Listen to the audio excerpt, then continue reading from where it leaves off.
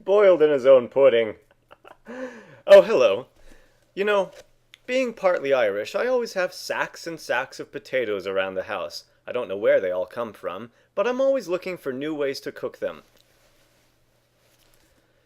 Being the holiday season, however, I've been wanting to make some peppermint candy, like peppermint patties or something of the sort. So I thought maybe I'd kill two birds with one potato. Tonight, we're making peppermint patties with a potato.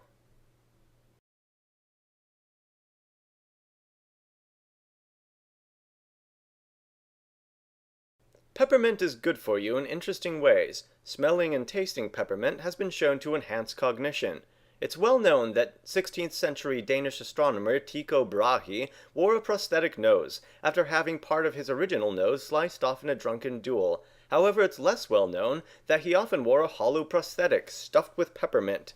If it hadn't been for this fact, he may never have built that thing on that Svenven island, or that discovered that star in the constellation in the sky.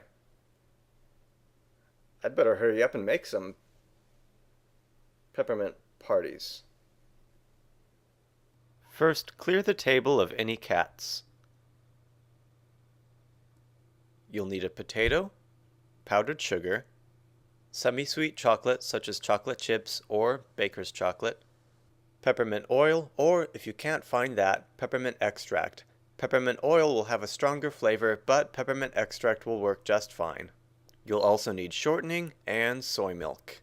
Subdue and cook the potato. You can boil it, bake it, or just put it in the microwave. Either way, you want the potato to be nice and tender. Let it cool for at least a few minutes before handling it. You can use a fork to hold it in place while you peel it. If it's been cooked long enough, the peel should come off easily. This potato was a little green in the peel, so there were a few spots on the surface of the flesh that I also decided to slice off. Once your potato is cooked and peeled, mash it thoroughly.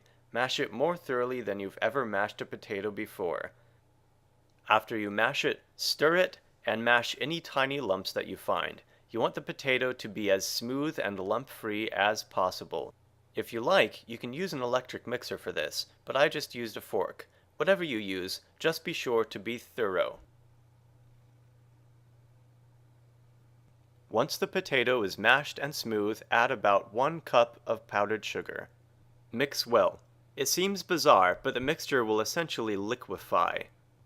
Once this happens, add about half a teaspoon of peppermint extract, or, if you're using peppermint oil, about 1/8 teaspoon. Mix well to incorporate the peppermint and then continue adding powdered sugar. You will need a lot of powdered sugar. It's almost impossible to give an exact amount because it will vary depending upon the size of the potato and other factors. You probably won't need as much as 2 pounds, but have it handy just in case. Add the powdered sugar about a cup at a time at first. Once the mixture starts to thicken, add between 1/4 and 1/2 cup at a time. It will become increasingly difficult to stir the mixture, and again, you can use an electric mixer for this. Halfway through, I switched from a fork to a spoon so I could more easily scrape the sides of the bowl. You want the dough to be thick and workable, but not dry. It should be almost like Play-Doh. Once the dough is of the desired consistency, sprinkle some powdered sugar onto a clean, flat, dry surface to prevent sticking. I'm making patties about the size of a quarter, so I'm dividing the dough into 2 pieces and rolling them out separately. You can make the patties whatever size you like, but one thing to keep in mind is that the smaller they are, the more chocolate you will require to coat them, as there will be more surface area to cover. To make larger patties, I would just roll the dough out as a single mass and make it less narrow. In either case, form the dough into a ball and roll it out into a log using the palms of your hands. Slice the log or logs using a sharp knife. To maintain more of a circular shape, you can pinch the dough on either side as you slice it. If you do this, be very careful, and it's not really necessary, as you can easily reshape each patty after you slice it. Once the patties are sliced and shaped to your liking, place them on a sheet of wax paper, on several plates, or a baking sheet. and place them in the freezer for about half an hour. While they're in the freezer, you can melt the chocolate. You'll need at least 8 ounces of chocolate. I ended up using 12. You can melt the chocolate in a double boiler or in the microwave.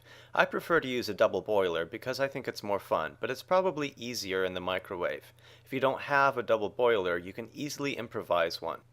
First, in a saucepan, bring about 1 or 2 inches of water to a boil, then reduce it to a simmer or simply turn the heat off. Place the chocolate, in this case I started with about 8 ounces, plus 2 tablespoons of soy milk and a tablespoon of shortening into a metal mixing bowl. Then place the bowl directly on top of the pot. The water in the pot should not be high enough to touch the bottom of the bowl. Then simply whisk the ingredients together until they are melted and smooth. You want the chocolate to be as smooth as possible and fairly thin. If needed, you can add more shortening or soy milk, but you don't want to add too much. While you're doing this, you want to be careful and use a pot holder or oven mitt to hold the bowl, as it will get hot. Once the chocolate is of the desired consistency, smooth and thin, you can remove the peppermint patties from the freezer and start to coat them. I have not found an elegant way to do this. I just dropped a few in and fished them out with 2 forks. Place them on a sheet of wax paper to cool. You can place them in the refrigerator or freezer to speed up the process, but they will eventually cool and harden at room temperature. In either case, the end result will be about the same. Delicious. You can leave them out at room temperature for a while, but they will keep best in a sealed container in the refrigerator, and they should keep for several weeks this way. Not only was that fun and surprisingly easy, I can feel my mental acuity increasing already. Stella Nova, that was her name. Now what was I talking about? Well, tune in next time for information on something else. Where are these coming from?